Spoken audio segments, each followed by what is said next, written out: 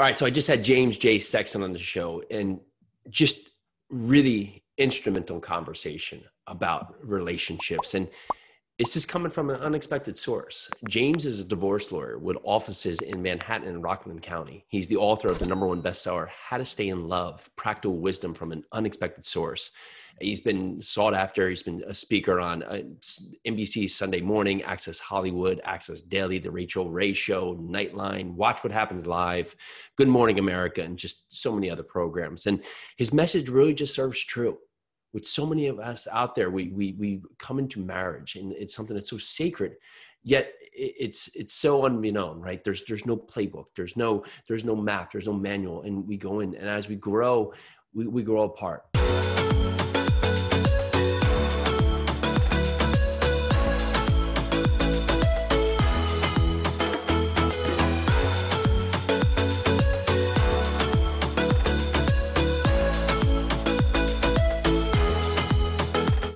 All right, so welcome back to the Jason and Peely Project. Super excited for today's guest, James Sexton. Hey, James, how you doing? I'm great. Thanks for having me. So we had a great talk offline. We have very similar principles, working out, getting up early, using our day to build our life. And I'm so curious that you work in a practice, right, where you find people at sometimes maybe their weakest moments or their darkest moments or just difficult moments. How do you keep commonplace and remain, I don't know even if you do, but remain emotionally uninvolved, where you're able to give the best guidance in a point where people are looking to you for that next step? Yeah, it's a great question. I mean, the thing that drew me to divorce law was the fact that you're seeing people at an undeniably difficult time in their lives, in this increasingly curated society where, we're constantly seeing on Instagram or on social media everybody's greatest hits. Meanwhile, we're living our own gag reel. It's really easy to sort of, put yourself out there as having this perfect life. But when people come to me, they can't pretend they meant to get divorced. Nobody meant to get divorced. Nobody meant to be in my office. Everybody started out the same way. We want to do this. We want to be together. There's 7.3 billion people in the world, and this is the one I've chosen. And they cannot pretend that they meant to have this happen. And I think there's something really beautiful about that. I think that that's an incredible opportunity. It's a vulnerability that in a very curated world, we don't get to see. We only see it with our closest friends, our family members, when they go through something that they just didn't expect. So for me, I don't feel their pain drags me down at all. It inspires me. I'm 20 years I've been doing this, and I'm still very humbled by the things that people put in my hands, the things they trust me with, the pain they're going through, and the way that they look to me and say, look, help me navigate this. My skill has always been staying calm and focused in the storm.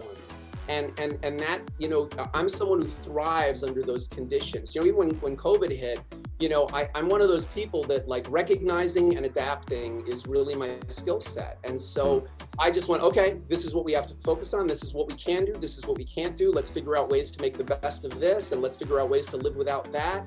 And I feel like for me, this was the perfect profession. But, I also think too, there's something to be said for, whoever discovered water, it wasn't a fish. When you're in something, you don't really see it clearly. And so if you emotionally get yourself too invested in your clients' cases, you don't see them clearly anymore. And I think it's really, really important for anyone who's in a helping profession of any kind to really be able to step back and to look at it in a really unemotional, unsentimental way and make good decisions and help this person see through their own emotional cloud and see clarity. So that's really been my secret as a professional. But I think that has a lot to do with my own individual personality and my approach to my own life.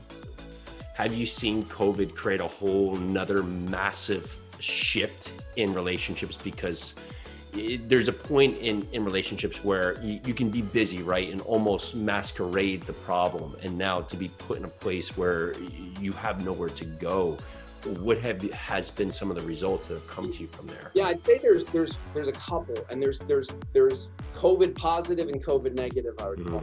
So COVID positive, nothing unites people like a common enemy. And so when people are struggling with really fundamental things, like how are we going to get the food we need? How are we going to keep our children safe, or ourselves safe, or our parents and grandparents safe? That unites people. It makes them put down all the petty garbage. You know, we saw it after 9/11. I saw it in after the subprime mortgage crisis. You know, I saw people saying, all right, wait, we're going to lose the house if we keep focusing on the fact that, like, you're not as romantic as I'd like you to be as much of the time, or, oh, we're not having as much sex as I'd like. Like, we're going to lose the house. We got to stay focused here. So in that sense, there's something positive that comes from it. On the negative front, unfortunately, I've seen a lot more negative come out of it in my field, and that is that I do think the strain, you know, I think Goethe said, to know a thing, know its limits. When it's pushed past its tolerances, its nature emerges. And I think we're seeing, under financial stress, losing a job, those are the things that the little cracks in a marriage, they start to really become big fractures, you know. And I've always believed, and I talk a lot in my book about the fact that marriages, people get divorced like they go bankrupt, very slowly and then all at once. And that's kind of what COVID did. It accelerated by putting pressure on things.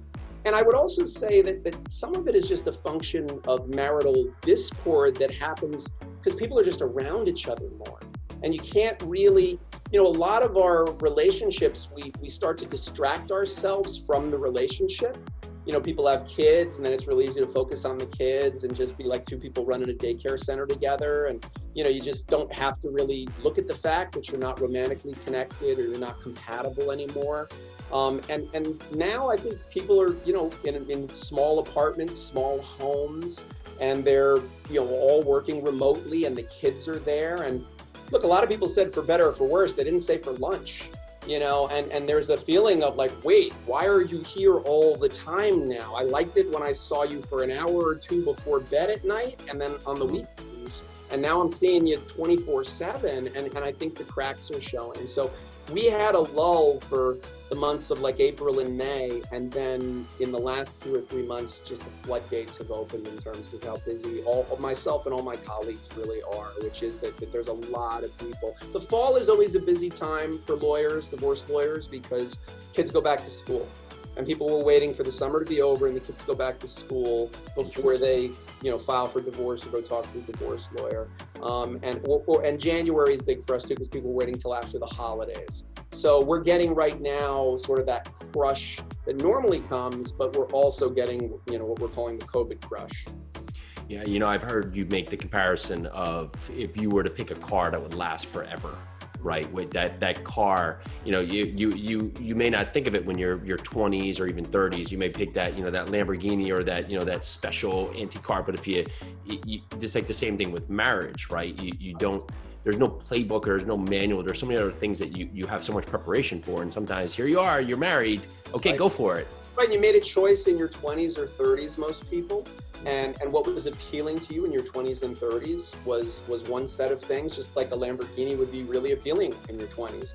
But when you try to put a car seat in it, or when you're 70 and trying to get in it, that may not be the car for you. So it's the same thing with marriages. You know, it's how do we find someone who we deeply connect to at that stage of our life, and then stay connected to them. And really my book, you know, the reason why it's called How to Stay in Love, you know, falling in love is easy. You don't need a book for that. Like, that's easy. You know, you meet someone, there's chemistry, we fall fast. But how do we stay there? You know, how do we, because no single raindrop's responsible for the flood, you know, and so we have these small disconnections, and all of a sudden, you know, you're here and I'm here, and we don't know how that distance happened, and neither of us likes it. And we're kind of afraid to talk about it or even acknowledge that it's there. And then we start to go, well, maybe it's just me that feels this way, and this other person's so happy, so I don't want to disturb it because I love them. But that's what's so interesting. I really have found with my clients that if they were able, before taking the step of coming into my office, to say to their spouse, look, we're at critical mass right now. Like, I don't know how we got here, but we got to figure this out. I think they'd be, ultimately many of them would have course corrected and figured out ways to not have it happen. That's why a lot of what I talk about is how to maintain, how to stop those small disconnections. You do preventative maintenance on your car.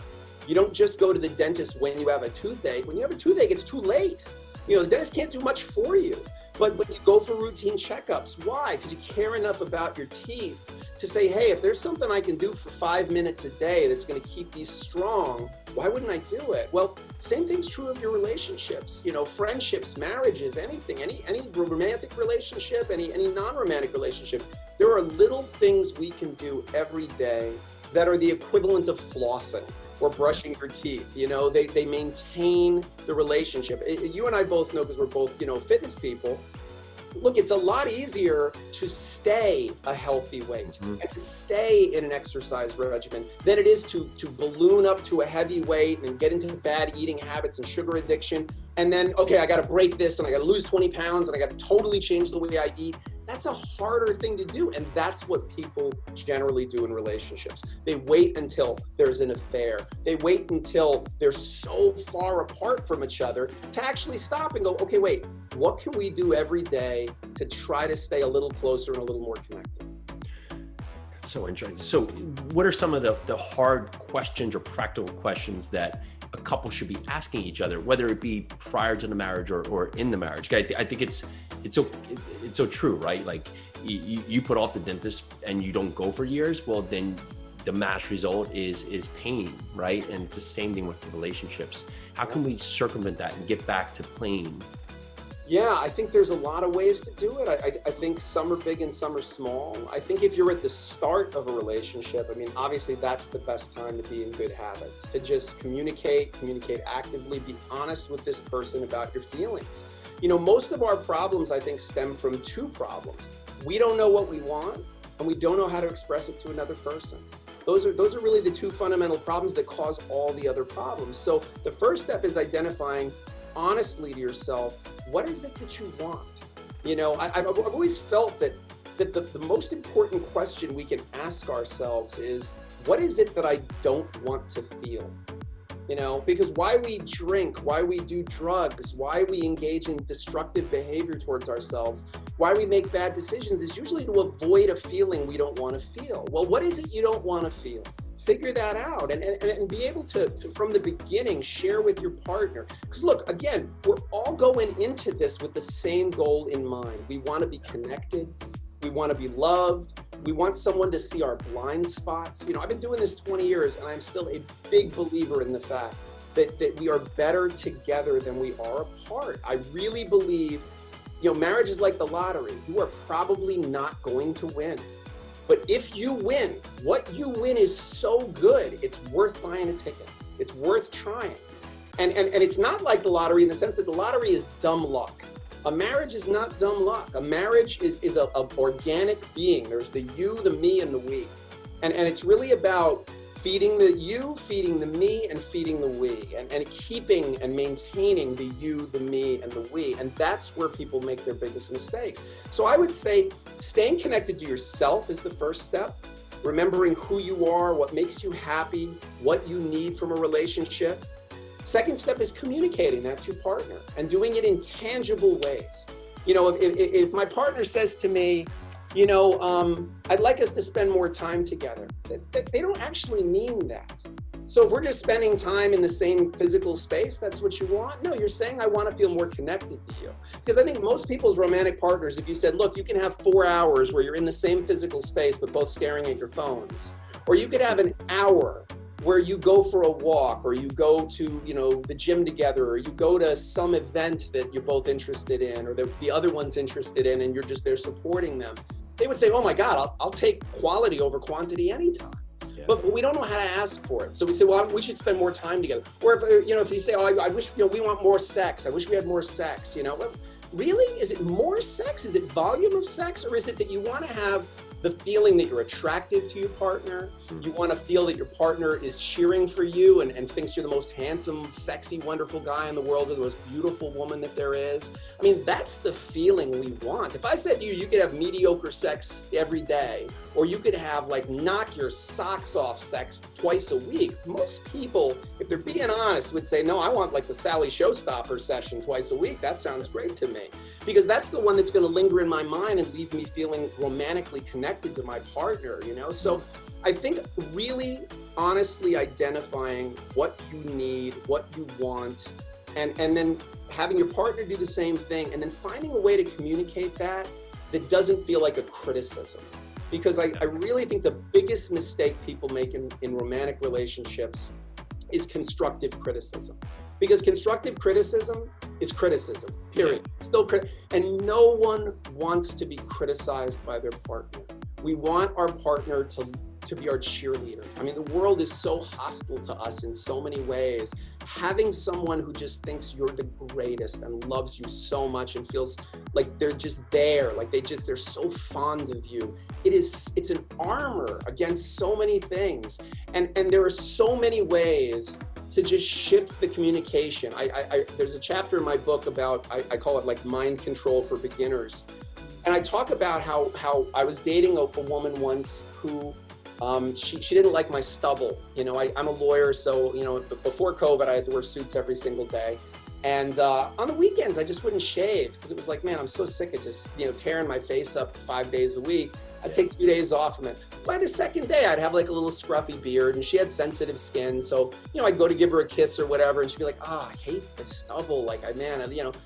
And it used to just, I used to feel so rejected by it. It was so like, wow, like it's the weekend, like, and I have to shave all week, and don't you understand that? And all right, so she could say what she said, which is, oh, and she has a right to be like, yeah, don't tear my face up with your stubble.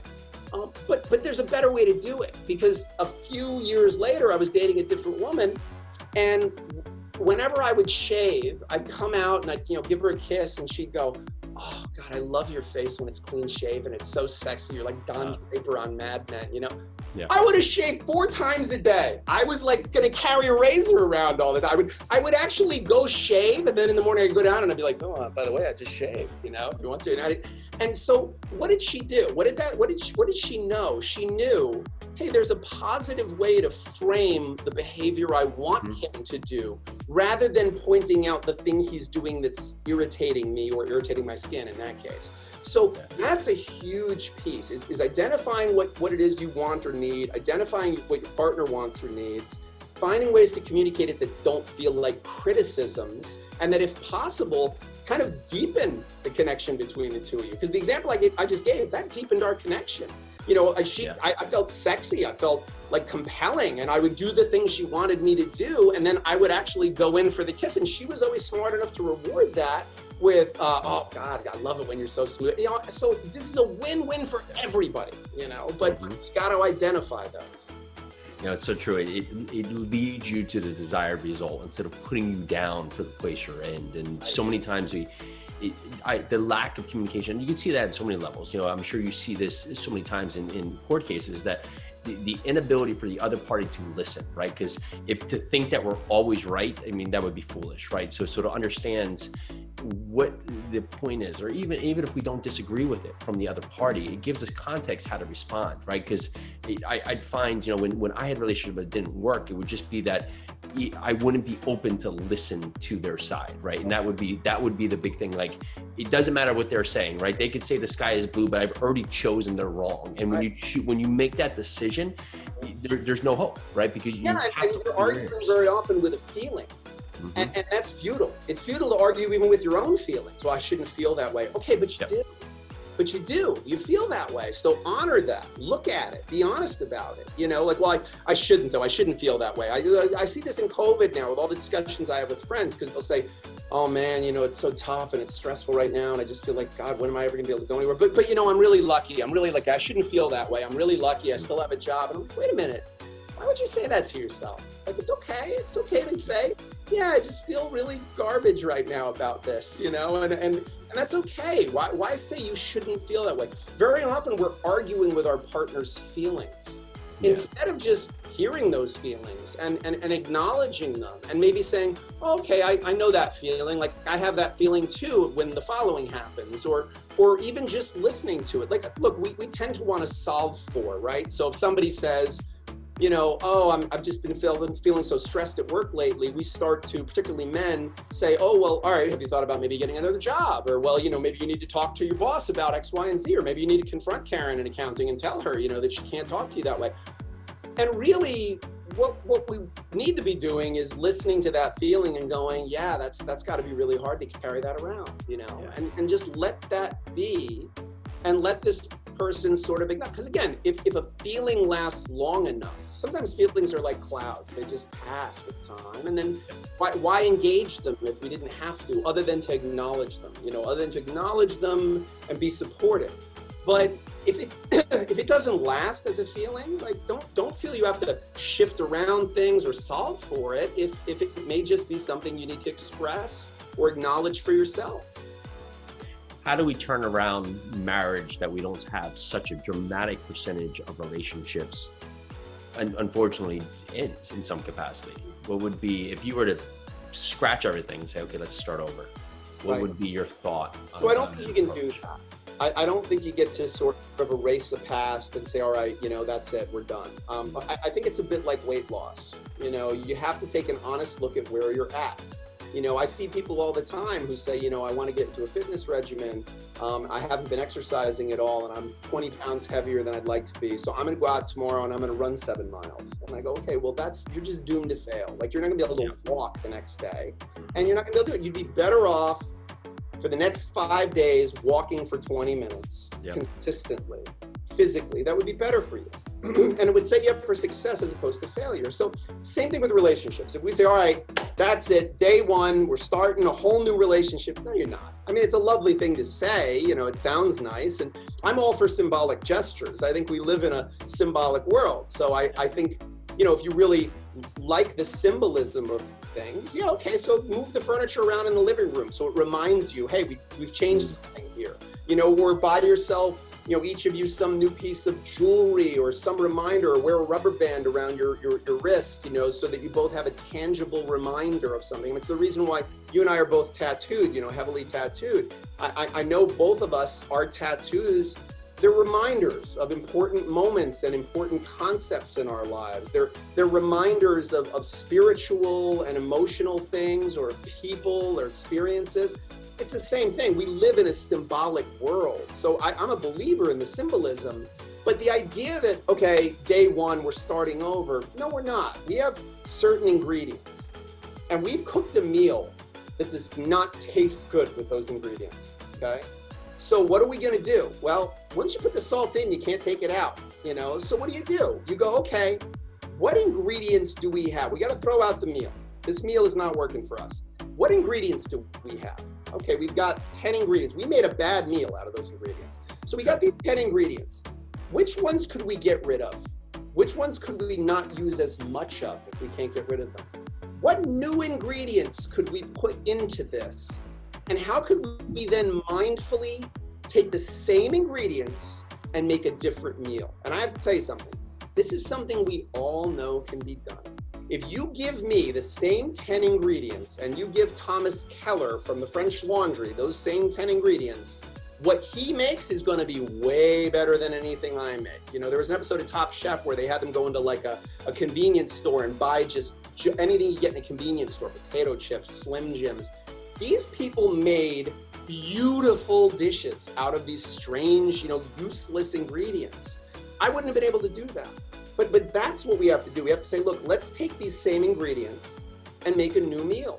Let's see if we have to add new ingredients or try to get rid of some of those old ingredients to make that meal taste in a way that both of us think it tastes good. And I think that's very, very doable if you're honest about the ingredients and if you're honest about what tastes good to you. That's the hard part.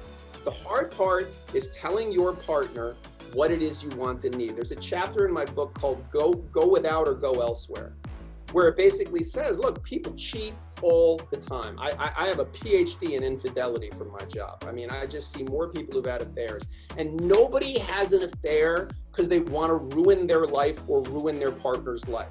No one has an affair because I want to hurt my partner. That's not what it is. They have a need. That need is not being met. That need may not be getting expressed. So their spouse doesn't even have a chance to try to meet that need. Their spouse doesn't even know that need exists. But if you have a need, whether it's a sexual need, an emotional need, whatever it might be, you are not doing yourself any favors by not identifying it and finding a way to share it with your spouse. Because otherwise, you go without or you go elsewhere. And neither of those ends well. Going without creates resentment, and going elsewhere creates a myriad of other problems. You know, and it's amazing how you talk to the meal, right? Because you can look at that point and say, oh, these are all bad ingredients. Or you say, okay, these can be great. How do we put them together, right? And so many times we look for the negative instead of just identifying the good, right? And the good at the moment might be, you know, it might be right here, and that's okay. You can just say, okay, but we do have good. So what can we do to build on that, right? And so what do we do? If you're married, you're a step ahead because you know you have at least a couple of good ingredients, or you have them at some point, right? Because otherwise you wouldn't. There was something, you know, you could take the angriest couple in the world, the couple that, you know, we've all been to like the party or the dinner where there's like the one couple that you can just feel it coming off of them, that they either had a fight or they just don't like each other. They're taking swipes at each other and they just kind of, they're not engaging with each other. One of them maybe is drinking more. And if you try this experiment sometime, say to one of the two in that couple, so tell me the story of how you guys met. Tell me the story of how you got together. I'll tell you something. It's palpable change in people's demeanor when they go back to that time and they say, oh, well, you know, I was working here and she was doing this and we ran, you know, we met each other in the blah, blah, blah, or our friends set us up. And you watch them just sort of soften.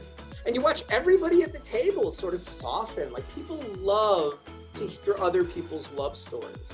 And that, for me, that's an incredible reminder of the fact that you're not starting from no ingredients or bad ingredients. Yeah, maybe there were some bad ingredients back then, you didn't realize it. Okay, that's fair. But you had at least a few good ingredients, or else you would not be here. Maybe it was just physical attraction. Maybe it was just that you had certain things in common. But rarely does somebody just go out and randomly marry a person that they have no physical, mental, spiritual, sexual attraction to of any kind. There's usually something. So what were those ingredients? Go back so you can go forward. That's a huge, huge tool that people do not leverage the way that they should. We have power in the origins of our relationships if we just go back to move forward. You know, just the communication level of just allowing yourself to just hear the other person and just asking open-ended questions can solve so much, right? I find that just like you went back to even to the example with the dentist, is that you may think it's not big deals, but if it's something that's constantly on your mind, you have to bring it up and talk about it, right? But when you do that, the way that you described it, to framing it, to put it in a context where it's not a dagger, right? It's something of an opening line to just help the scenario, because we all have to come from a place of help to get a result, right? So, and let's make it happen. You know, I have a couple that I'm friends with that they call it a walk and talk. They do a walk and talk every Sunday, and they just go for like a walk, and they talk about, how do we do this week as a couple? Like, forget the world, forget our jobs, forget the kids, forget all those things. How did we do this week? Tell me something I did this week that made you feel lovingly towards me. You know, tell me something that I did this week that I could have done better. You know, and that's really to your point about being open to hearing the other person's feelings and not kind of jumping on it, you know, but really hearing it, being attentive to it, and being willing to sort of not self-criticize, but reflect as to the possibility of your own error. You know, the possibility that you just boneheadedly might have said or done something that didn't land the way it was intended. And I think, you know, there's something really great about regularly making it part of your relationship. Because look, if we're friends and I say to you, Jay, I'm going to call you later, I got something really important to tell you. Talk to you then. You're going to be like, wait, what? Is it good? Is it bad? Is it like about you, about me? What is it? You know? Whereas if we talk every week and we have this ongoing dialogue, or if I give you the heads up that, Jay, I'm going to call you later on. I have something important to tell you. It's about my job. It's good. Okay, now you can wait. Now you're fine. Now you're like, all right, I can wait a few hours to hear that. I know it's good. It's about his job. So it's not like just, I have something important to tell you. So that's the same thing. Like, why do you wait until you're in a fight to talk about how to have a fight? Like, why not say early in the relationship when you're getting along and everything's great, listen, babe, at some point, we're going to disagree about something. So when that happens, how do you like to fight? Like, do you need a minute? Like, if you walk out, do you need a minute? If you walk out, do you need me to follow you? Like, do you need me to kind of fight for the communication? Like, do you need me to kind of drag it out of you? Like, let's talk about how we should have a talk. Let's talk about what feels good to us. Because, you know, some people are decisive. You know, they want to have the conversation in the moment, right then and there. I don't want to go to bed angry. Some people are like, all right, just give it a second. Let me digest what you just said. Let me feel what it brings up in me, you know? And so why impose your style on your partner? That's why I like the idea of making a habit of just checking in, not just when there's a crisis. Like, why talk about what's wrong in the relationship only when it's gone so wrong that you can't not? That's going to the dentist when you have a toothache.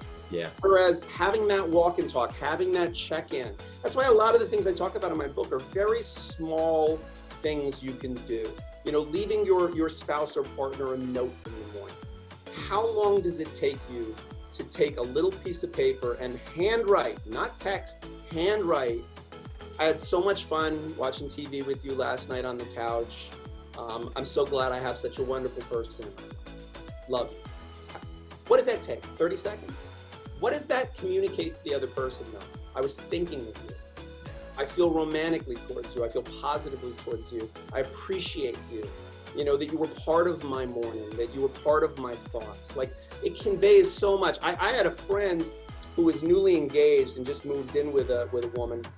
And I told him that habit, because he said, people, you know, when you're a relationship expert, people invariably say to you, you know, oh, give me like a tip, give me like a hack I can do. So that's what I give most. Everyone wants the hack, right? I give it to men mostly. I say to them, listen, write a note. Just every day, leave a little note. Even if you're going to be in the house and she's in the house too, just like leave it by her coffee cup or leave it by her, or put it on her makeup mirror, or put on her makeup mirror a little note that just says you're the prettiest girl in the whole world. Like something. This guy came, he was a guy, we went to the gym at the same time every day. So I would see him every morning. And he came to me and he said, dude, that was like a game changer. He's like, the first couple of days, she was like, what are you up to? Like, did you do something like, and he was like, no, I just wanted to, you know, I wanted to get in the habit of leaving you a note. He said to me, he's like, a month later, 2 months later, he's like, this is the best thing ever. He's like, we're having more sex than we've ever had. She's like walking around in the giddiest mood. And it all because of a stupid note that takes me 30 seconds to leave in the morning. I said, right. I said, because what are you telling her? Every day you're telling her, I pick you, I like you, I'm cheering for you. What's the downside of it? Even if you make that investment and you don't get a return on that investment, okay, so you lost 30 seconds of your life. Like, that's really such a minimal investment for such potentially huge gain. Yeah, I love that. You can't get to the top of the mountain by jumping, right? It's those little steps that you build upon it. But before we let you go, what's your favorite go-to workout? I'm a creature of habit, so I'm big on deadlifting. I feel like compound movements of any kind is the way to go. Yeah. And I have to say, COVID has made me fall madly in love with my Peloton bike. My Peloton bike kind of sat there, and I didn't do much with it because I liked going to the gym, and I liked, you know, going for runs outside, and I liked, you know, I like to vary it up. I do the elliptical, I do a precision run class in the city. And then, you know, when COVID started, and I said, all right, time to kind of shelter in place. Because the city, you know, I live in Manhattan and it was a bit of mayhem. And I started doing the Peloton bike. And I got to tell you, I've really gotten a habit of it. It's my go-to cardio. But my go-to workouts, deadlifting is my favorite thing. I love deadlifts and squats in the mornings. And they're super good for men because they raise our testosterone levels. And, you know, it's good for all kinds of mental clarity. But I like everything. I trained Brazilian Jiu-Jitsu. And before the pandemic, that was one of my favorite things to do is my Brazilian Jiu-Jitsu. But I like everything. I just like, you know, moving around. And I like to at least an hour or two every day just move around, and I feel like I feel better when I do. Yep, we always do. Well, James, I love it. How to Stay in Love, Practical Wisdom from an Unexpected Source. Go out, read the book. There's so many little tidbits in there that we can all grow from. Really appreciate your time. Thanks so much for coming on the show. Great seeing you. Thanks for having me. Thank you. Join us for your second cup of coffee every Monday through Friday at noon. Live every day, bringing us our best content we've done so far. Super excited, super engaging, bunch of great guests. We're here to answer your questions, and we so appreciate you listening. Make sure to check this out. Can't wait to see you.